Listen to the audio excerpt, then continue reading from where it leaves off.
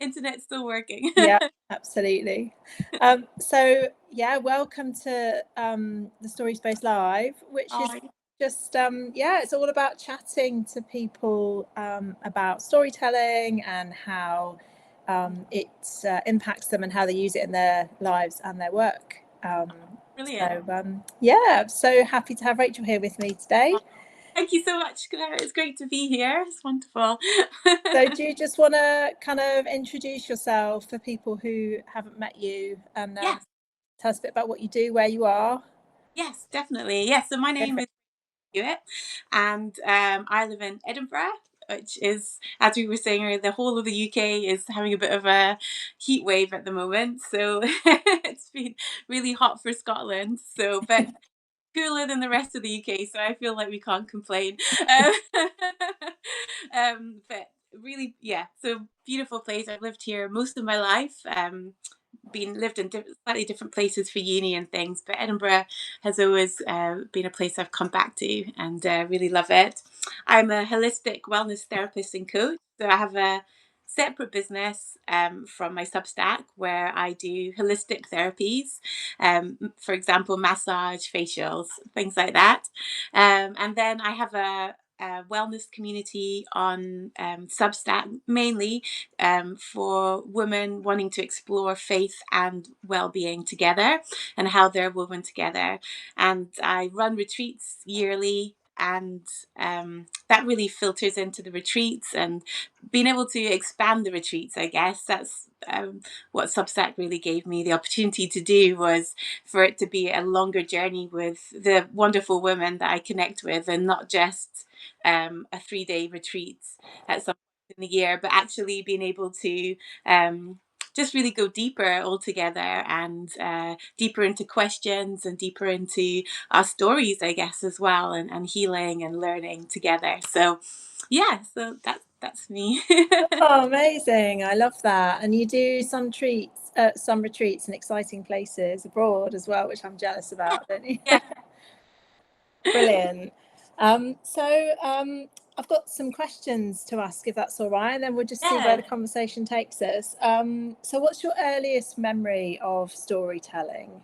Yeah, so this is a brilliant question, and really got me thinking a bit about my early childhood and writing and storytelling. And actually, one of the earliest memories I have of storytelling was my dad telling me stories when I was a little girl. He used to just tell me these lovely stories about bunny left and bunny right he had on his hand. It was probably to help me with my left and right as well, maybe. But but that's a really beautiful memory I have. I used to love it when he would tell me all these stories before bed. So I think that's probably one of the earliest storytelling moments I have. And also, I used to love listening to books on audio. Um, so some of the really classic ones like The Jungle Book, or Ballet Shoes and Cinderella, and they were the old ones that you could follow along the book, and it said turn the page, and then you would turn the page. I used to really enjoy listening to them before I went to bed, and yes, I think they're probably some of my earliest memories. As I got a bit older, I loved to journal quite a bit through school. And I also really loved writing stories, actually. And I came across some a few years ago when I was clearing things out. Some of the stories I wrote at school, and at home, I would just like clip paper together and draw pictures and write little stories to go with them. So I think storytelling was quite a big part of my childhood, more than I maybe realized, having had to think about it. Oh, it's so nice. And I love that you remember kind of how listening to your dad tell you those stories from such a young age made you feel. Yes, Uh, yeah, and it's just such a beautiful way to communicate, but also to build connection and trust and yeah, relationships. And yeah, that's yeah, really lovely. yeah. Thank you. So what has storytelling taught you about yourself? Either hearing kind of perhaps fictional or non-fictional stories, but then also you started writing stories and journaling as well. So has Yeah. that taught you maybe surprising things about yourself? Yeah, so I think one thing is probably dreaming, because when we can story tell, we can almost live a dream. And I think that's something really beautiful. And it doesn't mean that it's just a dream that can't happen. It's actually, I think we can weave it into something that can happen. And I think that's something beautiful about storytelling. I think also sometimes storytelling has helped me through really difficult seasons of life, and it's almost been a way to not maybe escape, but a form of escaping from what's happening in life by being able to write stories or connect with stories that just take you out of what's happening in the moment and Mm, give your heart almost a bit of peace, but also I think give your heart some hope, because depending where we connect into it, it can really help bring hope back into our lives again, where we see things change, and we can either write that ourselves or we can see that happening for someone else in a story. And I think it, yeah, brings hope for the future, hope for a change in. I think it's showing me as well that there's so much more in our hearts, to tell. Everything has a story, whether it's a good thing in our lives or a difficult thing in our lives. I think I've sometimes writing the hard moments can be really tough, but actually they can really bring a lot of healing. And then mm. writing the happy moments can really solidify them together. Yeah. Oh, there's so many gems in there. You cut Yeah. out just tiny bit a couple of Oh times, no.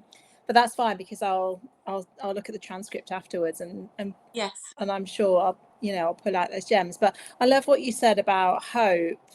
Mm, And I just think that's such a powerful message that sometimes during mm, tough times, storytelling can be an escapist thing, but also it does help us see the hope, doesn't it? Just those kind of yeah. moments on the page Yes. that enable us to kind of reflect on stuff that's happening, but then also look forwards. Yeah. Yeah, Definitely. it's It really. sort of stops you being stuck in the middle a little bit, where it can be easy to get stuck in, and maybe going in circles, not knowing what's going to happen. And I do think it's lovely when we look to the future and connect into something else. I think it draws us into the future. I think there's a word for that in the kind of context of journaling and Yeah. probably coaching. Okay. Yeah. Um, I think I've heard it called future pacing before, and that kind of, yeah, when I find journaling particularly helpful, like when you said when you're stuck in the kind of messy middle of something, Yes. when you start to write it out, it's just so helpful for your brain to Yes. untangle and process, and then you can start to write into perhaps what the future might look like. Yes. So yeah, really Ah. powerful tool. Yeah. Yes. Oh, amazing. Thank you. So how do you like right now, how do you use storytelling in your life and in particular your business? Yeah, that's a good question. So I think storytelling really is at the core of Wild Wellness, to be honest, because um, Wild Wellness was really born out of my story, I suppose. And um, as I have healed, my story and my business have kind of woven together. And Mm, I think my business is definitely in a very different place now than it was a couple of years ago. But that's because of the journey I've been on and my story and what I've grown in and what I've learned and how I've healed. And as I've gone through that, while wellness has then become something else. But then I can weave my story into my workshops and my posts to help other women know that I've been there, and that I know what this is like, and um, bring hope and bring freedom and just a sense of standing together. And there's sometimes you just need someone to stand with you, and you can just read their life and see, gosh, that's happened to me, but look, this person is now in a different place now. And I hope that my story can really bring freedom for other women, especially if they've been in a abusive or relationship or connection, or even walking through a divorce, or even anxiety. Like, I used to get awful anxiety attacks, and so all these different things. There's a few different ways I share my story, um, but I hope that it connects to women who might be walking through similar things in life. Um, yeah. Amazing. It's so powerful, isn't it? And I love that when you were saying, sometimes we just need someone to stand next to. Mm, And I think the most powerful thing for me about sharing our personal lived experiences is that sense that we're saying to someone, come stand here, like come and experience this story with me. yeah. And see yourself in it. So I just Yeah. think it's just so powerful, Yes. um, when you get to that place where you can do that. And I love the fact that you said something like it's woven through my business. I thought, how Mm, beautiful is that your yeah. business has become that Mm, form of self-expression yes. for Yeah. you. Yeah, it really has, and I hope it almost gives people permission, women permission to tell their stories as well, from having walked through their situations and whatever's happening in life, that they can flourish and shine, and there is so much hope at the end of whatever. Um, yeah, Amazing. So I wanted to ask you a little bit about kind of comfort zones and boundaries, because when we have experiences that are traumatic and painful, how mm, do you navigate that? Have you found yourself sharing a personal experience that you just thought, oh, this is pushing me a little bit outside my comfort zone? And how do you kind of decide yeah, what's off limits and what's not, and yeah. how you look after yourself? Yeah, it's really good. And I think that's something I'm maybe still learning a little bit, but I there's a lot of different parts of my story, and there's some things that I haven't shared yet. And I think probably navigating good times to be able to share some of those things, because I think there will be a time. But I think one thing that's really impacted me is, um, I'm not actually sure who originally said this, but I've heard it shared a few times that you should share from the scar and not from the wound. Mm. And I think that's so important, especially when offering support to other people, because I think sometimes if we share from the wound, we're almost like throwing out everything onto people, and it's not really they don't need to hold that for us. It's maybe different if it's like with a friend, or a trusted person, or a therapist or someone. Then you need spaces to be able to do that, to definitely. But I think when taking it to a deeper place, it's so important to speak from the scar, just from that healed place, um where you can then bring people into your story in a really healthy way, because you're not looking for them to feel anything or heal anything in your heart.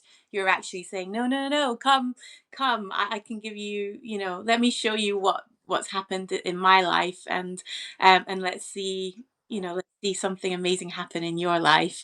Um and I think maybe one of the times that stretched me the most was when I was asked if I would like to take part in writing a book that had many authors. I was invited to write a chapter, and it was a lovely gift. A friend had given it to me. She was part of this group, and somebody had unfortunately pulled out. And she said, "Do you want to write a chapter?"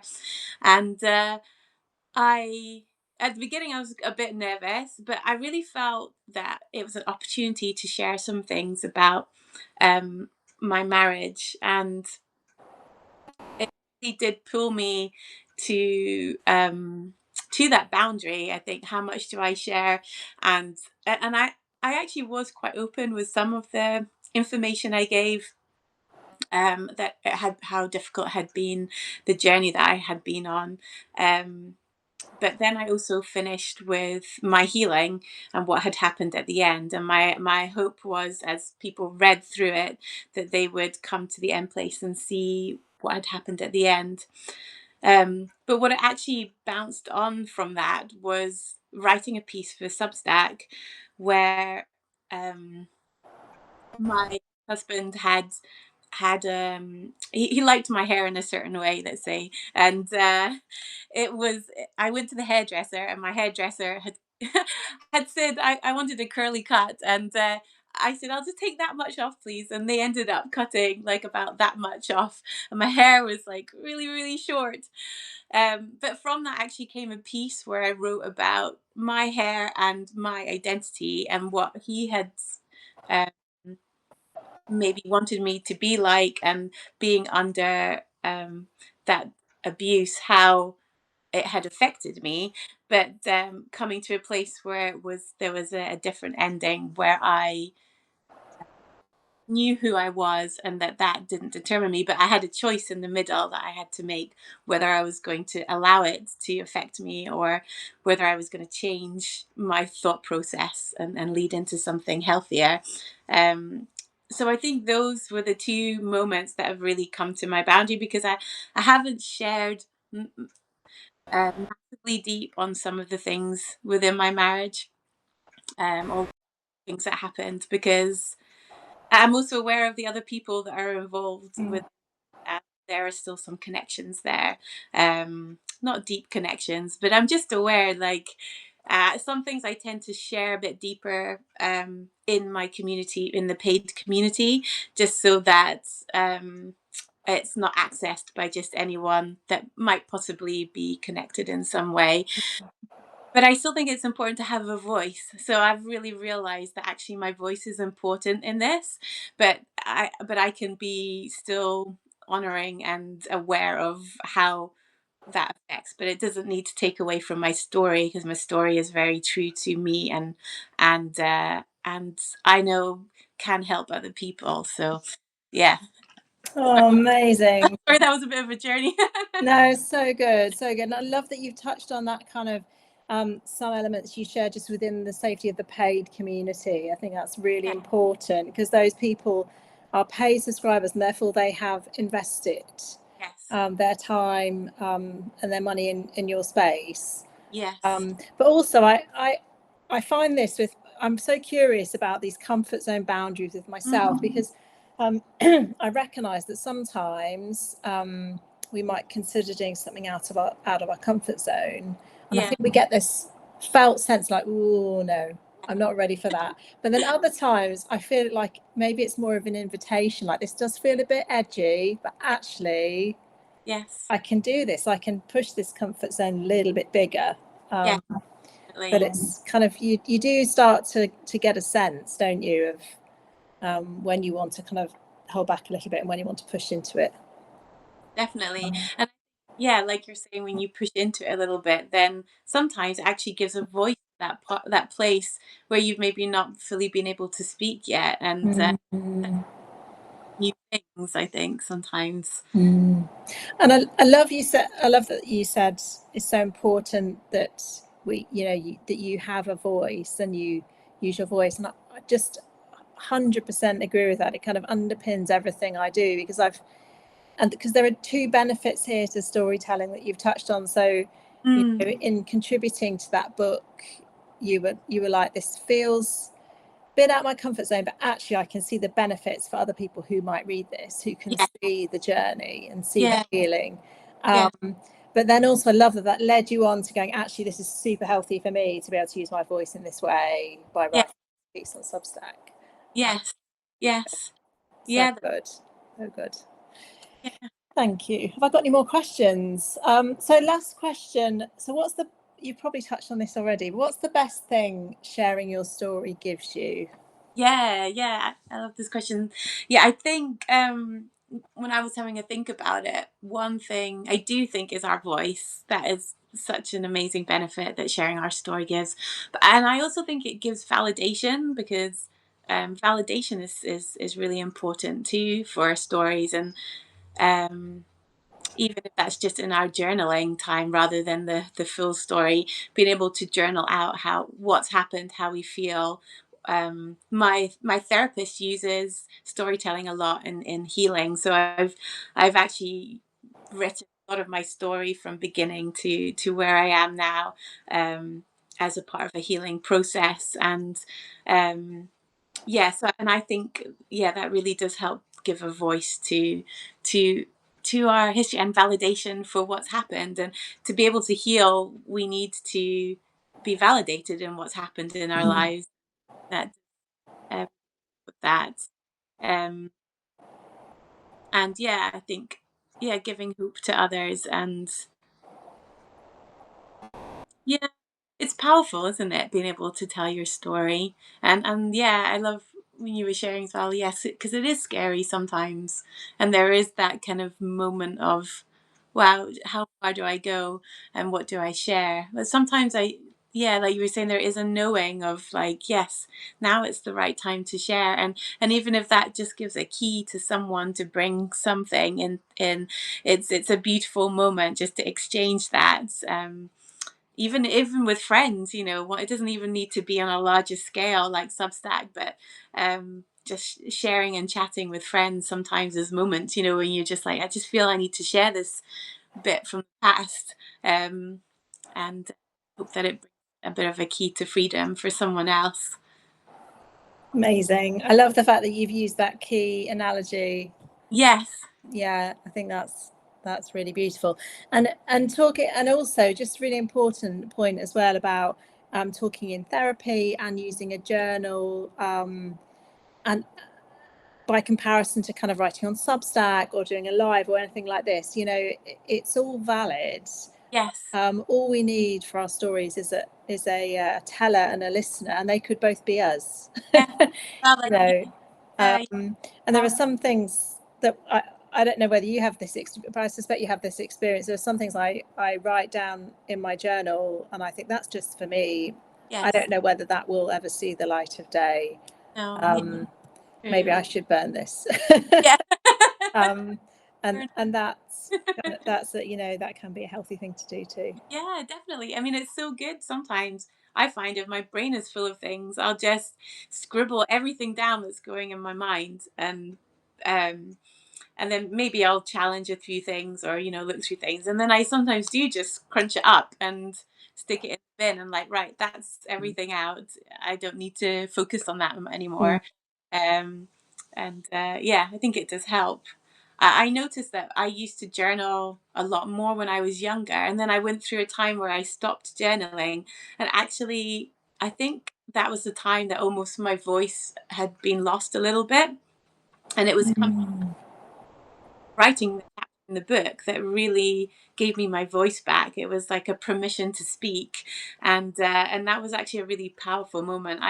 I'd already been writing a little bit on Substack in a different publication, and I was quite hidden then. I just needed to get something out a little bit, but it was almost really the beginning of finding my voice again, from those silent years. And now it's like once you start, the it's like the cork goes off the champagne and you can't stop. You're just like bubbling with things to say. Oh, I love that. I love that. I think a champagne bottle is the perfect way to describe you. Oh, so good. Amazing. Well, thanks so much for chatting today. Just tell people where they can find you if they'd like to connect with Yeah, you. yeah. All So the places. thank you. I'm on Instagram. I am Well Wellness Retreats, and on Substack I am Well Wellness Moments. Yeah. So I haven't got a. I'm still working on building um, a, a page on the internet. So yeah, but we'll get there. But yeah, those two places are a good place to find me. Brilliant. And I'll put them in the notes for the live as well, so people can go and find you. Great. Thank you. Amazing. Well, thank you so much, everyone, for joining us live. Lots of love in the chat, and it's been an absolute joy. Rachel, thank you. Thank you, Claire. It's been really special. Thanks so See you much. soon. See you soon. Bye. Bye.